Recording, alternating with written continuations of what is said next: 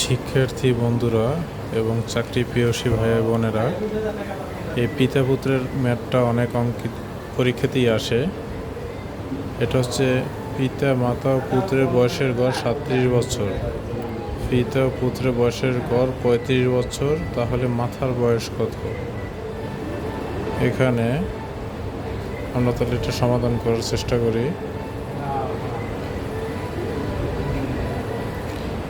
দেয়া আছে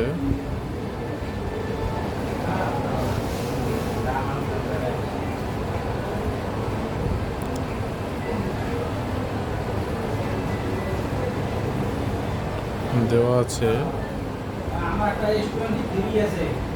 পিতার মাতার ও পুত্রের গড় বয়স সমান সমান 37 বছর।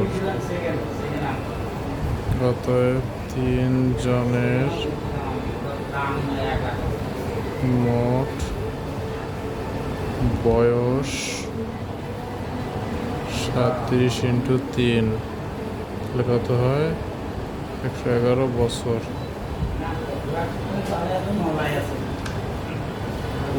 তারপরে পিতা ও পুত্রের গড় বয়স 35 বছর। অতএব দুজনের মোট বয়স